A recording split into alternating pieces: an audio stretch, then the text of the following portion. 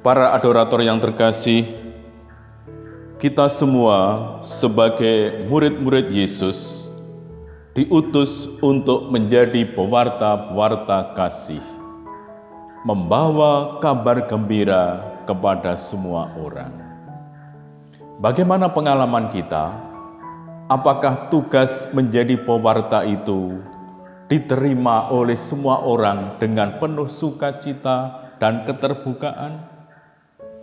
Tentulah kita juga mempunyai pengalaman-pengalaman di mana kita pun juga ditolak, tidak dihargai dan tidak dimengerti, sebagaimana yang pernah dialami oleh Yesus Guru kita.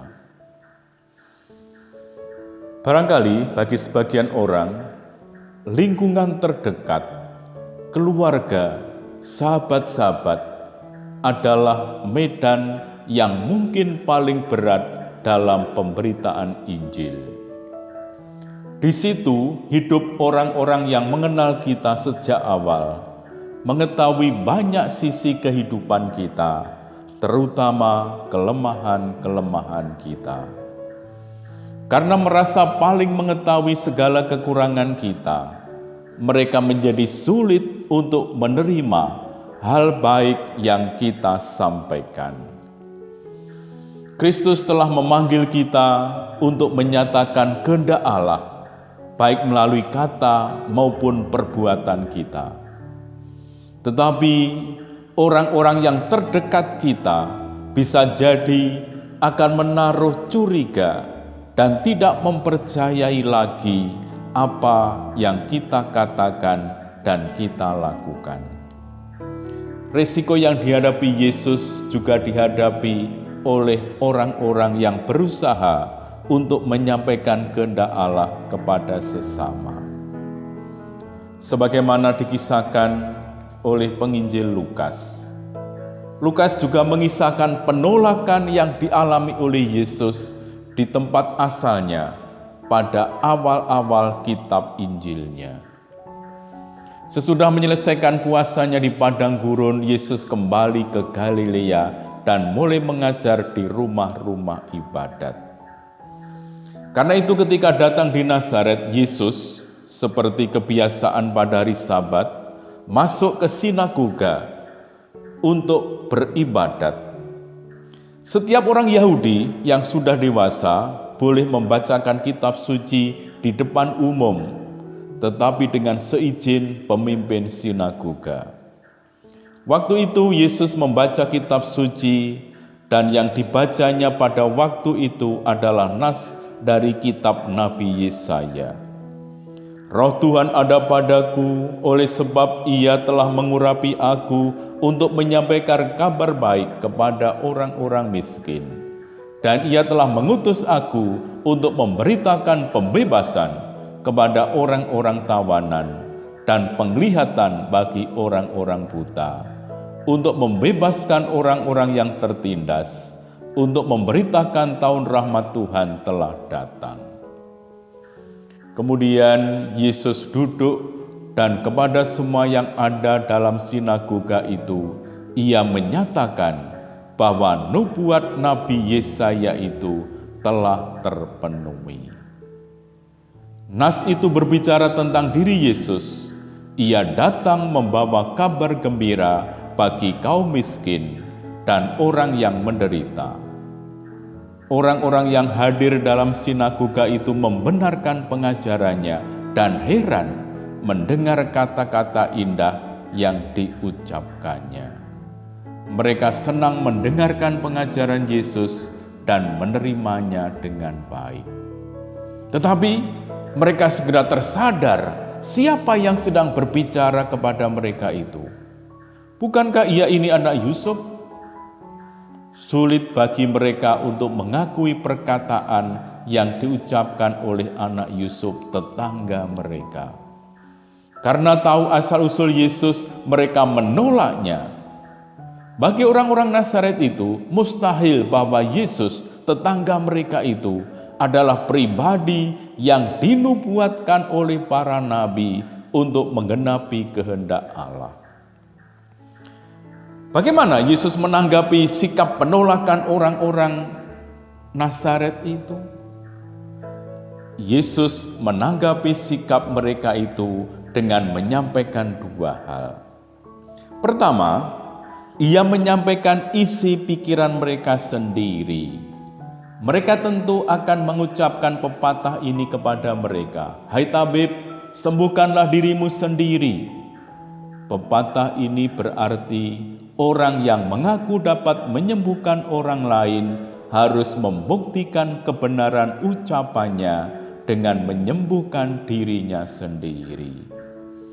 Baru saja Yesus menyatakan bahwa Dialah yang dinubuatkan oleh Nabi Yesaya, tetapi mereka mengetahui dengan pasti bahwa Dia hanyalah anak Yusuf, tetangga mereka. Selama ini mereka hanya mendengar Yesus mengajar dan menyembuhkan di tempat-tempat lain. Mereka belum pernah melihat sendiri Yesus melakukan hal itu. Yesus dapat menduga bahwa mereka ingin melihat sendiri bukti kehebatan tetangga mereka itu. Mereka menuntut Yesus membuktikan ucapannya dengan membuat mukjizat di hadapan orang-orang sekampungnya. Karena itu mereka berkata, "Perbuatlah di sini juga, di tempat asalmu ini, segala yang kami dengar yang telah terjadi di Kapernaum." Kedua, Yesus menyatakan bahwa tidak ada nabi yang dihargai di tempat asalnya sendiri. Seorang nabi tidak diterima dan diakui sebagai nabi di kampungnya sendiri, di antara orang-orang yang mengenalnya sejak awal. Sebaliknya di tempat lain, di antara orang-orang yang tidak mengenal latar belakang kehidupannya, dia diterima dan diakui sebagai pribadi yang diutus oleh Allah, sehingga mereka dapat mengalami kuasa Allah yang dinyatakan melalui Dia. Kemudian Yesus menunjukkan bahwa Nabi Elia dan Elisa mengalami hal yang sama dengan yang dialami oleh Yesus, ditolak di tempat asalnya, tetapi diterima di tempat lain atau oleh orang lain. Pada zaman Elia terjadi kemarau yang berkepanjangan. Selama 3,5 tahun langit tertutup dan tidak turun hujan, sehingga seluruh negeri dilanda kekeringan dan kelaparan. Sudah jelas bahwa di Israel ada banyak janda yang miskin. Mereka mengalami kesulitan untuk memperoleh makanan dan menghadapi kemungkinan untuk mati kelaparan. Tetapi Elia tidak diutus untuk pergi kepada salah seorang Israel. Ia justru diperintahkan untuk menemui seorang janda di Sarfat yang terletak di tanah Sidon. Hal yang sama terjadi pada Nabi Elisa, murid dan penerus Nabi Elia. Pada zaman itu terdapat banyak orang kusta di Israel, tetapi tidak ada dari antara mereka yang ditahirkan. Elisa justru mentahirkan Naaman, seorang panglima dari kerajaan Aram. Nah, orang-orang yang ada dalam sinagoga itu marah mendengar perkataan Yesus. Mereka tidak dapat menerima bahwa tetangga mereka itu menyatakan diri sebagai nabi. Kalau mereka menolak Yesus, artinya mereka dituduh telah menolak seorang nabi yang sejajar dengan Elia dan Elisa. Kemarahan mereka itu mereka wujudkan dalam tindakan fisik terhadap Yesus. Mereka bangkit lalu menggelandang Yesus keluar kota dan membawanya ke tebing gunung. Mereka ingin menyingkirkan Yesus dengan cara melemparkan Yesus dari tebing itu. Tetapi Yesus berjalan lewat dari tengah-tengah mereka lalu pergi. Para saudara, bisa jadi kita juga sering mengalami sebagaimana yang dialami oleh Yesus. Dengan cara ini kita pun juga memperoleh penghiburan ketika mengalami penolakan dari sesama. Seorang teman bercerita, "Wajar saja saya ditolak ketika menyampaikan kebenaran kepada orang lain. Yesus pun mengalami hal yang sama. Saya bangga mengalami nasib yang sama dengan yang dialami oleh Yesus. Para saudara, barangkali kita juga mengalami hal yang serupa. Tetapi kita perlu juga menempatkan diri sebagai orang banyak yang menolak Yesus itu. Mungkin juga ada nabi, bisa lewat teman, orang tua, sahabat, yang diutus Tuhan untuk mengingatkan kita, dan mereka adalah orang-orang yang dekat dengan kita, atau mungkin malah kita remehkan. Kita perlu menyadari kemungkinan ini agar tidak jatuh pada sikap menolak peringatan yang disampaikan oleh Tuhan lewat sesama.